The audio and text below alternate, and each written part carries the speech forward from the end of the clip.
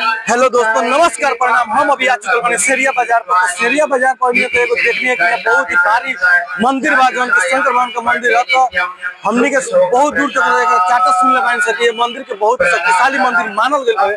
तो हमने के वीडियो के माध्यम से रोक के अभी तो हम फिलहाल मंदिर के सीढ़ी पे बने, लेकिन वीडियो के माध्यम से रोक के अंदर चल के देखा अंदर के नजारा का पावे। आई गोविंद महाराज की जय, 14 दीवान की जय। तो हमने के धीरे धीरे अंदर ढुकत है मंदिर में। तो मंदिर के नजारा का हमने के देखे का प्रयास कराए सन। तो आई हमने के दर्शन करावत सन वीडियो के माध्यम से। धीरे धीरे कैमरामैन हमारे चारों तरफ के नजारा तो दिखावे के कोशिश करी। सामने ग्राउंड के नजारा दिखा दी, बाद अंदर आई मंदिर में, मंदिर के दर्शन हमने कल जाओ। बाद वीडियो के माध्यम से दर्शक यहाँ देख सकता नहीं, छोटा सा एक बजरंग बली की मूर्ति बा, जौन की बहुत ही सुंदर बावे। तो आई वीडियो के माध्यम से अंदर के दर्शन ले जाओ कि अंदर के नजारा क्या बावे। आई देख सकता नहीं कि अंदर के जन मंदिर के नजारा भाई बहुत ही खूबसूरत नजारा बावे। मतलब जितना हमने के सुनने वाली है सब ओकरा से भी अद्भुत हमने के यहाँ देखे के मिलता है। ये मंदिर में अइला के बाद पता चलल।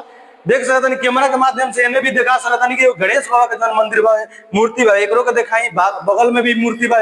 जितना भी आप कैमरा के माध्यम से जितना भी लोग दिखा दी, हमारे दर्शक जितना भी देखा था लोग दर्शन ले लो। और शंकर भगवान के जन मूर्ति बा, एकरा के भी नजदीक से लोग दिखाई, ताकि हमारे दर्शक जितना भी बा लोग दूर से भी दर्शन ले सको। ये मंदिर के जितना भी हम ये मंदिर के बारे में सुनले रही कि ये मंदिर के बहुत ही शक्तिशाली मंदिर कहल गए बावे। लेकिन यहाँ अला के बाद पता चलल कि ई बात सही बा कि ये मंदिर बहुत ही शक्तिशाली मंदिर बावे। जितना सुनले नहीं है वो से ज्यादा हमने यहाँ देखे के मिलता है यहाँ अला के बाद। तो हमारे कैमरा में एक एक चीज यहाँ से दिखावे का प्रयास करता नहीं। तो वीडियो के माध्यम से देख सकता नहीं कि यहाँ छोटा छोटा हमारे बाबू बालो जन की शंकर भगवान के दर्शन लेवे खातिर आइल बालो। एक बार प्रेम से बोले शंकर भगवान की।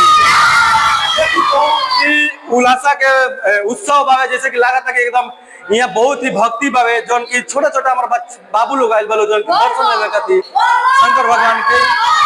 कहीं न कहीं यहाँ के शक्ति के कारण जौन की यहाँ भीड़ भाड़ हमेशा लागल रहा है मंदिर पर।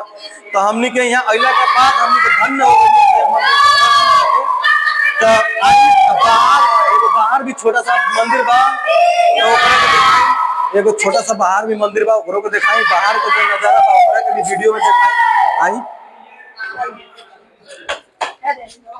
जौन छोटा छोटा मूर्ति बा जौन वीडियो में कैद करी, अब बाहर के नजारा सब दिखाई वीडियो के माध्यम से, ताकि दर्शक हमारे जितना भी देखा था नहीं लोग वहां लोग देखे में तो कोनो तकलीफ ना हो। आई हेऊ जी भोले बाबा के एगो मूर्ति बा, एकरो के दिखाई, वीडियो में कैद करी एकरा के। चली तो हमने के मंदिर के अंदर आके तो जायजा कर लेनी सब धीरे धीरे। कहाँ सोना का मूर्ति बा, सोना का मूर्ति मजा ना आई वीडियो में। चलिए हमने वो मंदिर में से निकल कर सीढ़ी के पास में ही एगो और मंदिर बा जौन की शंकर भगवान के मूर्ति बा। में सुने के मिलल बा कि ये मंदिर में अइला के बाद जो जब मन्नत मांगा था वो मन्नत पूरा हो जाई। तो वही के हमने के जायजा कर जय भोलेनाथ। तो हमने के एक गेट से ढुकनी सन तो एगो जी देखे के मिलल कि एगो नाग बाबा के मंदिर बा जौन की यहाँ नाग खानी बनावल बावे। बाबू थोड़ा कैमरा के वीडियो जौनी मूर्ति बावे सुने के मिला था कि छोटा सा बच्चा कहा था कहाँ से निकल बाबू? जमीन में से। और जमीन में से मूर्ति निकलल बा, सोना के मूर्ति है। सोना का मूर्ति बा, सोना का मूर्ति बा।